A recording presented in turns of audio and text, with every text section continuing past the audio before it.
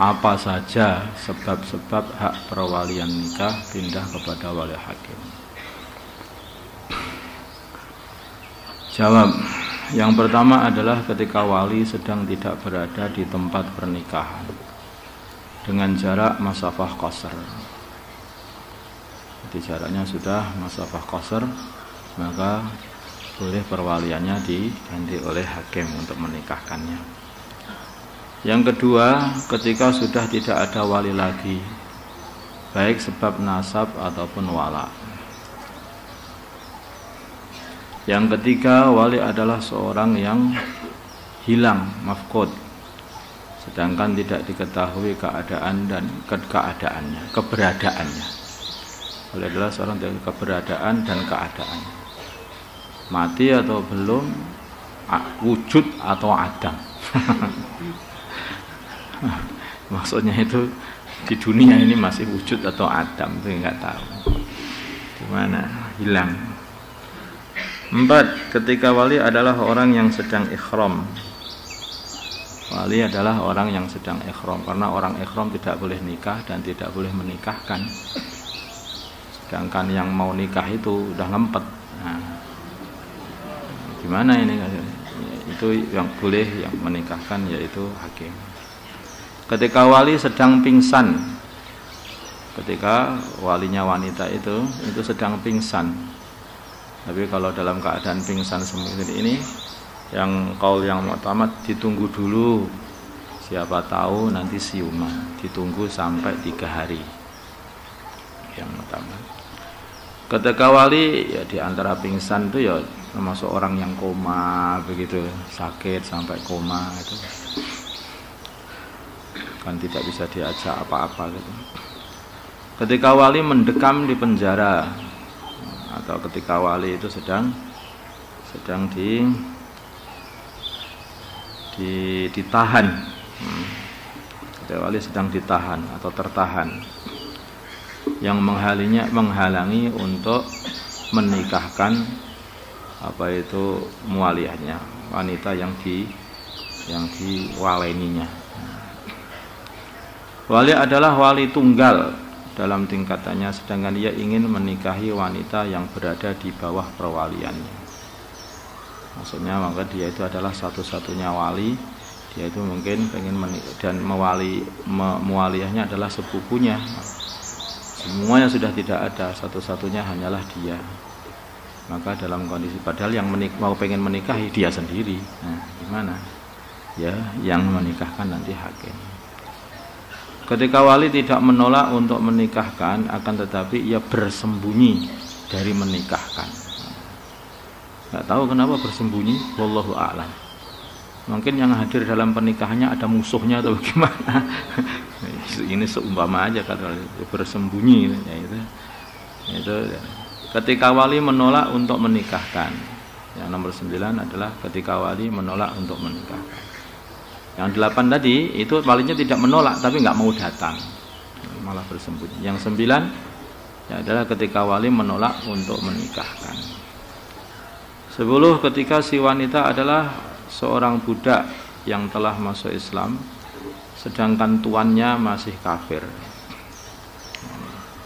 Yang ke-11 ketika si wanita adalah seorang budak, ini nggak ada sekarang ini, ya nggak apa-apa dibaca, milik seorang yang mahjur alaih, yaitu orang yang belum diizinkan oleh agama untuk melakukan tasarruf agama, tasarruf jual beli dan sebagainya, atau memberikan dan sebagainya, seperti anak kecil, orang gila, orang bodoh. Ketika si wanita adalah nomor 12, ketika si wanita adalah seorang wanita yang sudah balik tapi gila dan tidak memiliki wali mujbir, maka langsung perwaliannya kepada ayahnya.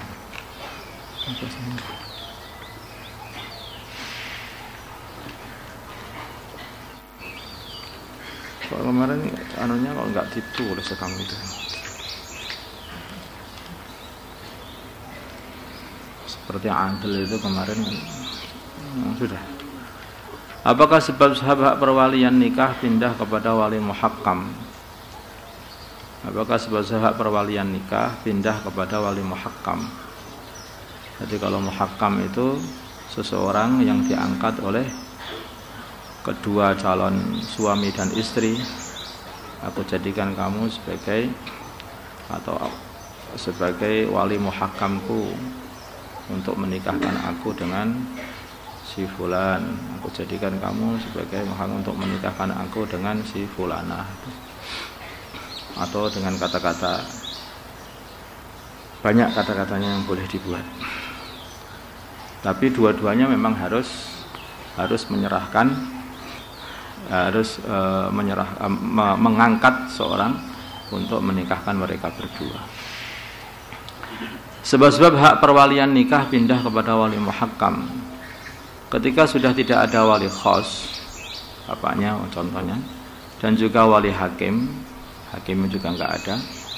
Dalam kejadian ini cukup mengangkat orang yang baik itu saja agamanya. Yang penting bukan orang yang fasik, orang yang adil.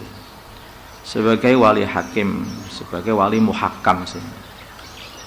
Sebagai wali muhakkam. Dengan syarat dia tahu tata cara menikahkan dengan cara yaitu tahkim seperti itu. Tahkimnya kedua calon mempelai tadi. Nanti ada di tata caranya.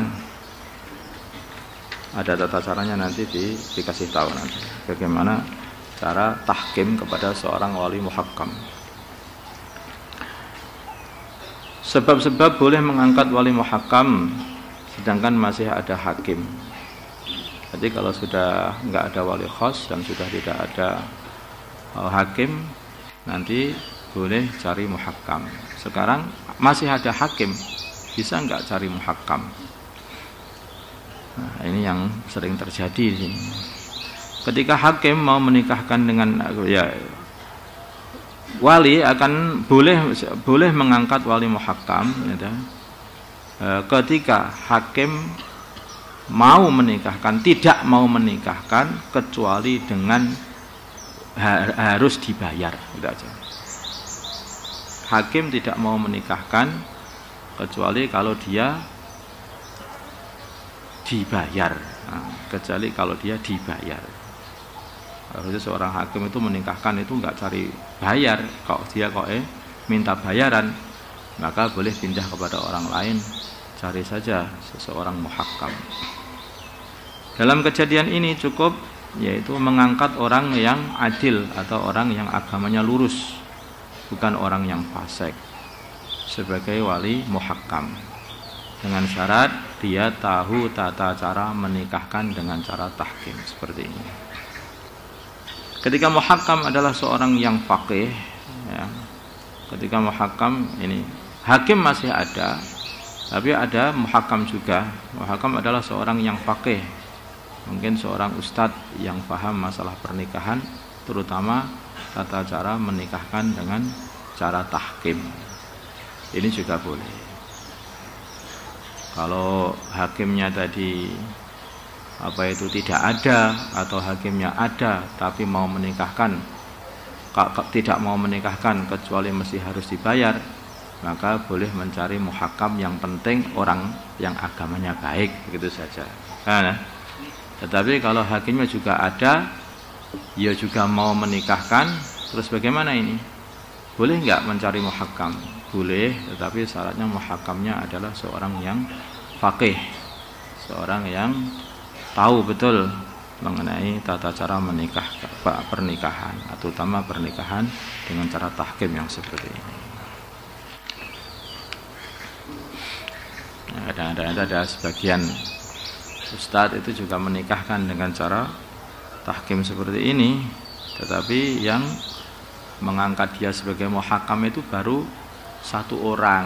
Nah, padahal yang mengangkat itu harus dua-duanya, dari calon suami dan calon istri mengangkat dia itu sebagai muhakkam. Tidak boleh satu saja. Itu namanya menikahkan orang dengan cara tahkim, tetapi belum tahu ilmunya menikahkan dengan cara tahkim. Nah, ini seharusnya nggak boleh, padahal hakim masih ada sekarang ini. Bagaimanakah kriteria batasan seorang wali yang dihukumi adol, yaitu tidak mau menikahkan anaknya tadi, tidak mau muwaliyahnya, mauliyahnya, yaitu ketika si wanita mauliyahnya meminta kepada walinya untuk dinikahkan dengan seorang yang sekufu. Ketika si wanita meminta kepada walinya untuk dinikahkan dengan seorang yang sudah sekufu, nasabnya sudah imbang, pekerjaan ayahnya sama-sama ayah juga imbang. Jadi ada 5 ya, sudah imbang semuanya. Baik pilihannya atau pilihan walinya. Baik itu calon menantu itu pilihannya sendiri atau pilihan walinya. Akan tetapi si wali menolak untuk menikahkannya dengan tanpa alasan yang dapat diterima. Ini namanya adl. Adl, bukan adl. Jadi sebetulnya ini sudah pantaslah wanita itu untuk dinikahkan sama calon suaminya itu, dari segi keseimbangan dia dalam urusan nasab, dalam urusan status dan urusan sebagainya, itu sudah seimbang. Lah kok wali itu juga nggak mau menikahkan, maka ini namanya adl. Kalau wali juga dikatakan adl, istilahnya bali loh itu cara bahasanya, maka ini boleh dinikahkan oleh hakim. Kalau hakimnya juga bali loh nggak mau nikahkan, kalau nggak dikasih duit ya cari muhakam. Tadi gitu kan. Kalau hakim sekarang ini ya, kalau zaman dulu hakim itu ya orang yang alim-alim, sekarang ini ya nggak ngerti. Atau mencari muhakam yang setingkat faqih ya, muhakam yang faqih itu juga sudah boleh walaupun ada hakim. Catatan, adilnya wali harus terlebih dahulu ditetapkan oleh hakim di mahkamah. Nanti kalau seorang itu tidak mau menikahkan, itu masih harus dilaporkan kepada pengadilan, maka sampai hakim mengatakan adil orang ini, diputusi sebagai orang yang adil. Terus adilnya wali menyebabkan ia menjadi fasik apabila ia adil sebanyak 3 kali, dengan catatan boleh ada seseorang yang ketaatannya tidak lebih banyak melebihi maksiatnya. Jadi artinya itu kalau orangnya itu orang tua betul, itu kalau dia pada agama, kalau dia tidak mau menikahkan, ya itu tidak dikatakan sebagai fasik, maka tidak dikatakan sebagai adil. Tapi kalau orangnya orang-orang biasa saja, kalau dia itu berbuat maksiat dengan cara tidak mau menikahkan, lah kenapa toh Pak kok nggak mau menikahkan atau anaknya itu? Lah iki hitungane ini dereng pas loh. Lah itu lor kulon karo kiduletan iki nggih mboten dadi. Nah iki ya umpamane seperti itu. Jadi karena dia itu ada bujukan dari dukun-dukun itu atau bagaimana itu. Ada ini seperti itu tidak, atau ini terlalu macam-macam lah kadang-kadang itu alasannya orang-orang itu. Nah itu nggak tahu. Maka yang seperti ini bisa dikatakan sebagai orang yang fasik karena suruh tidak mau melaksanakan tugas dia, yaitu mengamalkan agama, menikahkan mauliyahnya.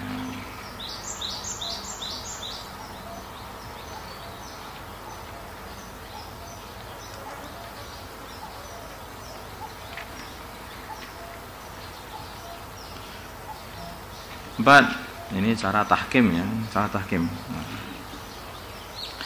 Bagaimana cara menikahkan dengan cara tahkim? Tadi yang sudah saya.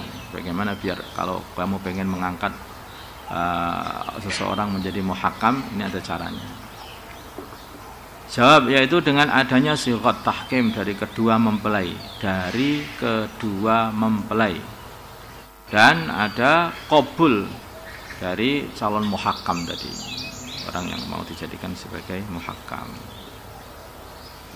Di antaranya calon suami mengatakan, saya izinkan kepada bapak, Pak Ustadz, untuk menikahkan saya dengan si fulanah.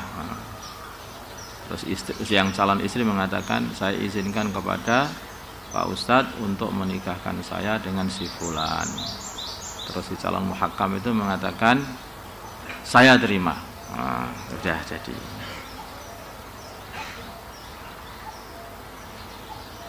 Terus nanti kalau menikahkan bagaimana?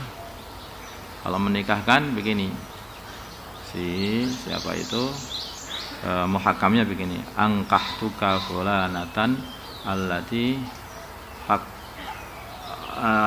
hakamtini fi tazwijiha, hakamtani fi tazwijiha. Boleh itu seperti itu. Nanti coba.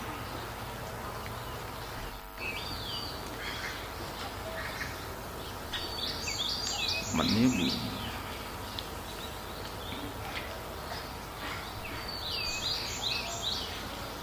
Hakamatni fi tazwijiha, ya boleh. Karena kan dua-duanya itu masalahnya memberi hak masalahnya. Ya. Allati hakamatni fi tazwij ya boleh saja. Angkahtuka fulanatan allati hakamatni, karena ada ini allatinya ini, ada allati hakamatni fi tazwijiha. Angkahtuka fulanatan allati hakamatni fi tazwijiha. Aku nikahkan kamu dengan si fulanah, yang mana fulanah itu telah mengangkat aku sebagai wali muhakkamnya di dalam menikahkan dirinya.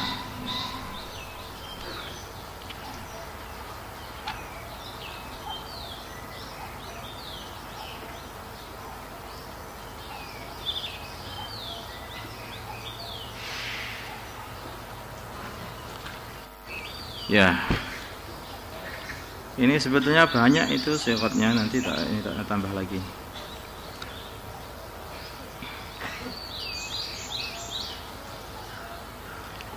Aku jadikan engkau sebagai wali muhakkam, ya, supaya engkau akadkan aku nikahkan aku, supaya engkau nikahkan aku dengan si fulanah atau si fulan, gitu.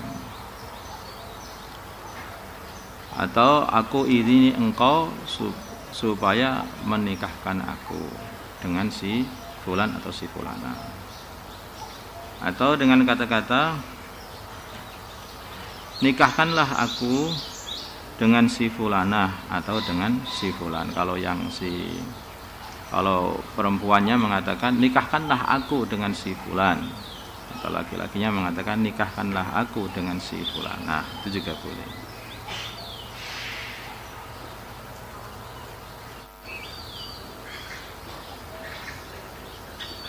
Itu saja itu yang sing muktamad. Ada satu kata-kata ini, yang ini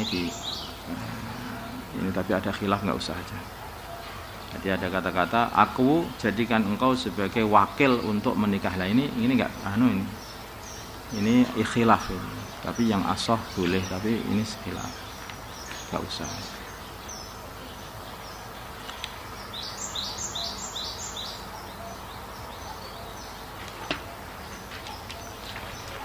Ya. Allahumma salli ala sayyidina Muhammad wa ala ali sayyidina Muhammad wa sallaita wa sallamta wa barakta wa tarhamta hananta ala sayyidina Ibrahim wa ala ali sayyidina Ibrahim fil alamin innaka Hamidum Majid. Allahumma arham ummata sayyidina Muhammad, Allahumma ighfir li ummati sayyidina Muhammad, Allahumma aslih ummata sayyidina Muhammad, alif baina qulubi ummati sayyidina Muhammad. اللهم انصر أمة سيدنا محمد، اللهم عز فيهم سلطانا نصيرا. صلى الله على سيدنا محمد النبي الأمي وعلى آله وصحبه وسلم. الحمد لله رب العالمين.